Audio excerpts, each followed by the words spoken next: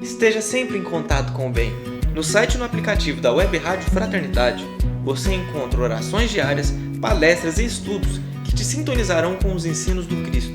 Para acessá-los, basta entrar no site www.radiofraternidade.com.br ou baixar o aplicativo da Rádio Fraternidade. Neles, você pode ouvir a rádio em tempo real ou acessar o nosso acervo, Web Rádio Fraternidade, a emissora do bem na internet.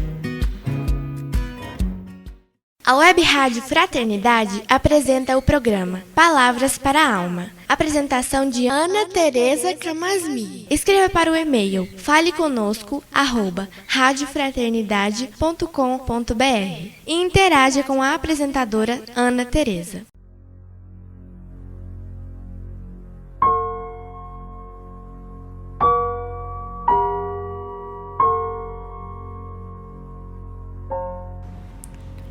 Olá, amigos da Web Rádio Fraternidade, aqui é a Ana Tereza falando.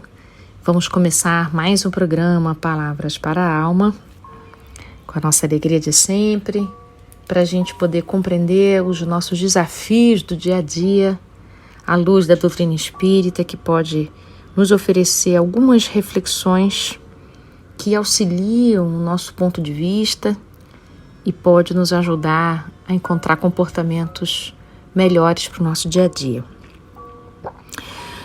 Costuma-se dizer no movimento espírita, e isso não é à toa, de que temos que trabalhar o nosso orgulho e o nosso egoísmo. É porque os espíritos dizem que são duas chagas da humanidade. Duas chagas, duas feridas, né? E essas feridas consomem tanto a gente que isso torna o nosso progresso mais lento. São obstáculos, né, que a gente precisa vencer, cuidar, para a gente continuar a nossa marcha evolutiva de um modo mais leve. Mas a gente não escolhe ser orgulhoso ou ser egoísta, né? Somos sem perceber.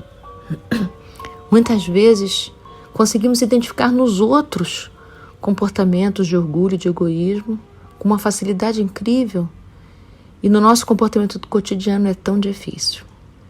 Tão difícil porque o orgulho e o egoísmo são feridas que ficam de uma maneira tal sob a pele da nossa alma que nos torna cegos para nos percebermos nos detalhes como também nos grandes momentos.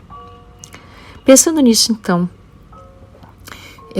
há uma página do espírito Kahiba Schutel, no livro Espírito da Verdade, capítulo 36, em que ele vai conversar com a gente exatamente sobre orgulho. Então hoje a gente vai conversar mais sobre orgulho. No próximo programa a gente conversa sobre o egoísmo. Ele vai levantar a ideia de que o melindre, que é a gente ficar muito chateado, muito aborrecido, com constância, né? É o filho do nosso orgulho. Por isso que a gente não percebe que é orgulho quando acontece isso com a gente. Nós nos sentimos frequentemente injustiçados. O melindre, ele é um estado psicológico, né, emocional nosso, que a gente se sente sempre em desvantagem. Então, o outro nos rejeitou, o outro me desconsiderou, o outro não me percebeu, o outro não me reconheceu, o outro. É um estado da alma em que tem uma alta expectativa sobre o comportamento dos outros, do mundo, dos políticos, dos coordenadores, das instituições. Tem uma expectativa altíssima de ser atendido nas suas necessidades. Só que no estado de melindre a gente não percebe que há necessidades pessoais ali urgentemente pedindo atenção.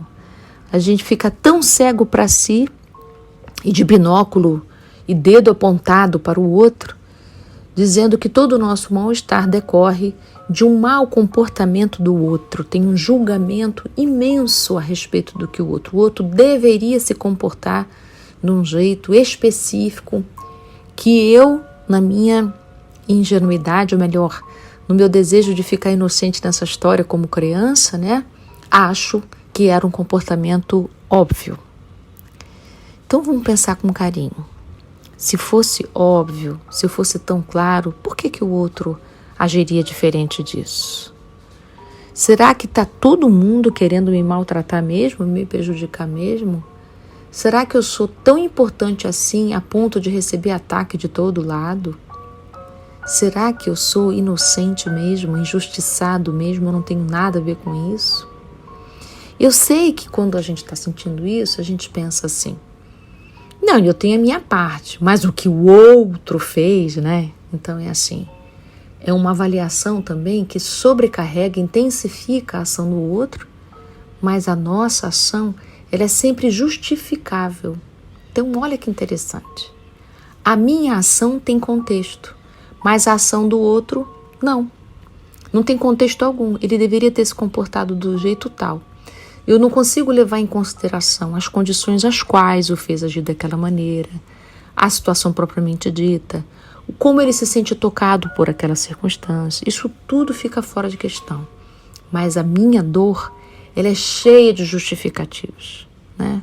Como eu estava, o que eu estava fazendo, como eu escutei, como que o outro disse, como se comportou. Então, eu já estou dando uma dica aqui, que nos estados orgulhosos tem pouca percepção de si, e uma exagerada noção de expectativa do comportamento do outro. Esse desequilíbrio, gente, faz com que a gente fique mergulhado horas, dias, meses, às vezes anos, emaranhado, enrolado, embolado numa relação, numa história, num pequeno acontecimento que ficou enorme. E a única saída, que seria a indulgência, fica completamente de fora. Então, o caminho de cuidado, de tratamento, de estados assim, como se fôssemos de porcelana, como diz aqui o Carrie Schutel, nós precisamos começar a levar em consideração isso. As mesmas justificativas para eu ter agido do jeito tal, o outro tem as justificativas dele, não são as minhas. Porque os nossos contextos não são iguais. Cada espírito carrega em si o contexto da sua própria história reencarnatória. Querer que o outro haja conforme as minhas perspectivas é considerar que a minha perspectiva é a única ou a melhor. Como nenhum dos dois casos é verdadeiro, é melhor a gente começar a considerar que todos têm o direito de agir como age, mesmo que nos fira, porque cada um segue e age segundo as suas próprias convicções, percepções, contextos, entendimentos e assim por diante. O que eu vou fazer a partir da ação do outro na minha vida, aí é questão minha. Eu posso me vingar, eu posso relevar, eu posso sentar para conversar, eu posso acolher que aquele não é um bom momento para poder me colocar diante do outro, então eu posso esperar. Eu posso começar a orar por aquele irmão que possa ter agido em desalinho, em desequilíbrio, porque todos nós somos passíveis de queda, quem não? Então, olha quantas coisas diferentes eu posso fazer ao invés de ficar num lugar de queixa, de reclamação, de me sentir injustiçado. É um lugar todo impotente esse. Quantas ações benéficas que abrem, que me possibilitam um outro modo de lidar com essa relação que são possíveis para mim. Se eu fui a vítima e me acho vítima das circunstâncias, isso é uma questão de perspectiva também, né? Será que nós somos vítimas mesmo? Mas se eu ainda me considero assim, ainda do lugar de vítima, eu posso olhar para o algoz, que eu acho que existem algozes, né? Isso também é um outro, fica para um outro áudio para a gente conversar. Eu posso olhar para ele com a minha compaixão dizer que ele pode ter agido daquela maneira, pressionado por circunstâncias que eu não sei. Então, eu posso usar aqui o mérito do não saber tudo a respeito do outro como sendo condição para eu encontrar um espaço na minha alma para poder respirar e olhar o que aconteceu do ponto de vista com mais bondade, com mais indulgência e, por que não, o perdão das ofensas, né? Então, vou ler aqui um trechinho desse espírito que nos esclarece nessa mensagem, que ele diz assim: fujamos da condição de sermos sensitivas humanas. convictos de que a honra reside na tranquilidade de consciência que é sustentada pelo dever cumprido. Então, meu amigo, se você acha que você foi ofendido e você não tem nada a ver com isso, no sentido de que você não tenha provocado e tal, então dirija a sua ação no sentido do dever cumprido, no dever reto, para que você tenha paz de consciência. E deixemos com os outros o que é dos outros. Porque o que é nosso, o que é da nossa ação, nós temos muitas condições de poder mover, melhorar, trabalhar, né? Jamais fugir, mas podemos enfrentar de um modo cada vez melhor. E se o nosso coração for sincero e orarmos pelos nossos irmãos e por nós, com certeza Deus nos auxiliará.